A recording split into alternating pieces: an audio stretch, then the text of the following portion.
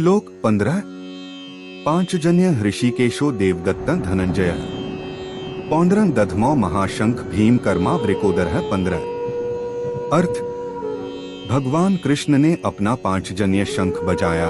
अर्जुन ने देवदत्त शंख तथा अतिभोजी एवं अतिमानवीय कार्य करने वाले भीम ने पौंड्र नामक भयंकर शंख बजाया। तात्पर्य: इस श्लोक में भगवान कृष्ण को हृषिकेश कहा गया है क्योंकि वे ही समस्त इंद्रियों के स्वामी हैं। सारे जीव उनके भिन्नाश हैं, आठ जीवों की इंद्रियां भी उनकी इंद्रियों के अंश हैं। चूंकि निर्विशेषवादी जीवों की इंद्रियों का कारण बताने में असमर्थ हैं, इसीलिए वे जीवों को इंद्रिय रहित या निर्विशेष कहने के लिए उत्सुक रहते हैं। भगवान समस्त जीवों के हृदयों में स्थित होकर उनकी इंद्रियों का निर्देशन करते हैं, किंतु वे इस तरह निर्देशन करते हैं कि जीव उनकी शरण ग्रहण कर ले, और विशुद्ध भक्त की इंद्रियों का तो वे प्रत्यक्ष निर्देशन करते हैं। यहाँ कुरुक्षेत्र की युद्ध भूमि में भगवान कृष्ण अर्जुन की दिव्य इंद्रियों का निर्देशन करते हैं, इसीलिए उनको ऋषिकेश कहा गया है।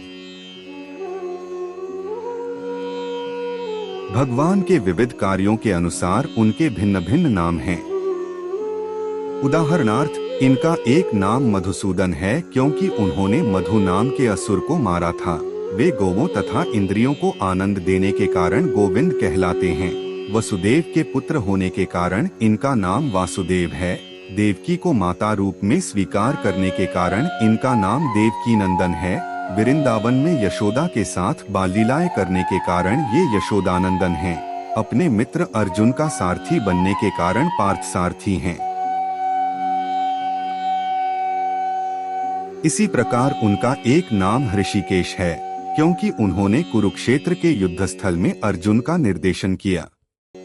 इस श्लोक में अर्जुन को धनंजय कहा गया है क्योंकि जब इनके बड़े भाई को विभिन्न यज्ञ संपन्न करने के लिए धन की आवश्यकता हुई थी तो उसे प्राप्त करने में इन्होंने सहायता की थी।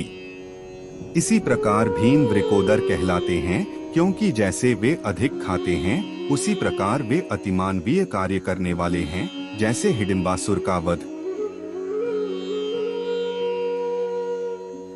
आठ पांडवों के पक्ष में श्री कृष्ण इत्यादि विभिन्न व्यक्तियों द्वारा विशेष प्रकार के शंखों का बजाया जाना युद्ध करने वाले सैनिकों के लिए अत्यंत प्रेरणाप्रद था। विपक्ष में ऐसा कुछ न था। न तो परम निदेशक भगवान कृष्ण थे, न ही भाग्य की देवी श्री थी। आठ युद्ध में उनकी पराजय पूर्व निश्चित थी। शंखों की ध्वनि मानो यही संदेश दे रही थी।